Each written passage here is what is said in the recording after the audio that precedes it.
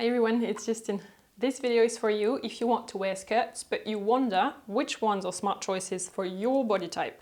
So I will show you the different sorts, how to recognize them and whom they're good for. Once you're done watching this video, you will be tip-top informed. This here is the average woman that designers use when doing technical drawing. All the features are correctly placed on the body in terms of anatomy, so I will draw on that one for you to be able to see the proportions well. There are basically three things to consider when looking at skirts. How high is the waist? How long is the hem? How full is the skirt? Waist, hem, fullness. That's it. It's really simple. I will show you. The waist level. Here is your natural waist. It's not at the level of your belly button. It's higher than this. I've done a video already on how to measure yourself correctly. The natural waist is usually higher than people would think. The skirt can start higher than this.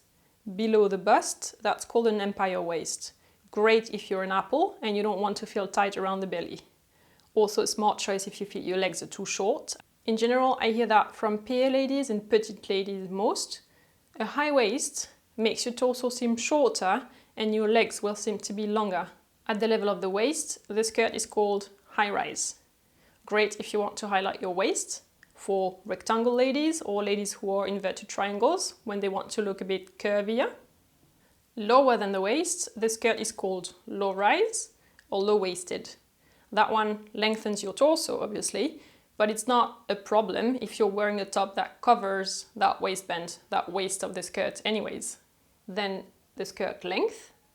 From the natural waist to the hem, you need to have minimum 15 inches, 38 centimeters. Otherwise, guys, it's not a skirt, it's a belt. Imagine, I'm taking 38 centimeters, that brings me here, that's my hem, and then watch me sit down. Exactly, the back goes up, oops. So that's called a micro skirt. Compared to that, a mini skirt is so conservative. It ends halfway between crotch and knee, mid-thigh somewhere, but of course that depends on your height a lot. Mini and micro skirts are great on petite ladies, but they do make you feel younger, and I know that for some petite ladies who feel they're not being taken seriously already, looking younger is not exactly an asset. In that case, I would go for pants rather than skirts. But in general, such super short lengths are great for ladies who like to show off their legs, obviously. Then we have skirts above the knee. Usually they are flared to give you more freedom of movement. And since a flare skirt is not tight around the thighs, it's a good choice if you're a pear and or if you feel that your thighs are thicker than you'd like them to be.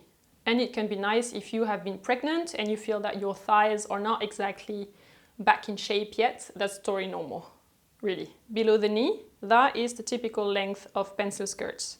Good if you want to cover your knees, first off.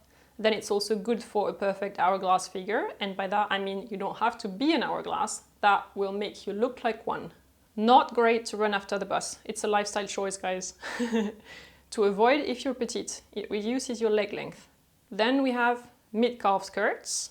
A maxi skirt ends at the level of the ankles. Such skirts are usually very full and flowy, otherwise you wouldn't be able to walk in them. The longest skirt is floor length.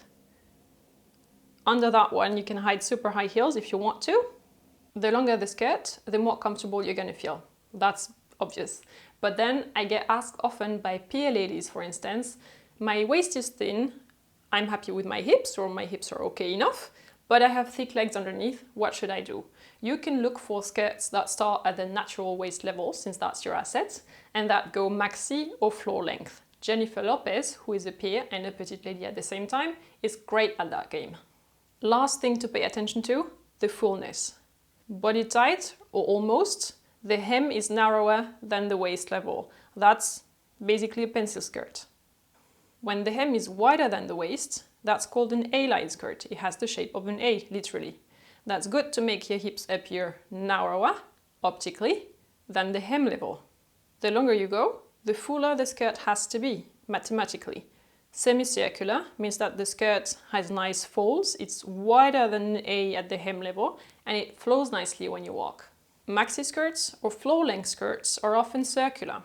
If you look at the pattern from above, if it's lying flat on the table, you will see it is a full circle. If you don't have a vent, a slit at the back or an opening somewhere on the side, then you need so much fullness when the skirt is longer for movement. Take this skirt. The waistband is a bit different. There is a so-called yoke on it, but it's basically a below the knee flare skirt with a high-rise waist. If I pull it flat like this, you can see it's in fact a semicircle. That's why it's building folds towards the hem level. Great for me because I'm a tall, pear shape. So that skirt hides my hips a little bit, which is fine. But on the other hand, I'm not afraid to show off my waist. So perfect skirt, something I really like to wear. Now, all skirts you may find in the market ever are only variations on those three parameters: waist, hem, fullness. You might need to add like a zipper, a waistband, an elastic, a slit somewhere, but those are only elements that make the design wearable, functional, because at the end of the day you need to be able to get into that skirt and then walk normally. But apart from that, when you're looking at skirts from the body type perspective, the only thing that matters is the silhouette, which now you know everything about. Thumbs up if you enjoyed that little skirt guide. Thank you. I upload every Wednesday and Sunday, so if you have subscribed to my channel, see you very soon. And thank you so much for all the insights you shared under my video on necklace styling. Bye bye!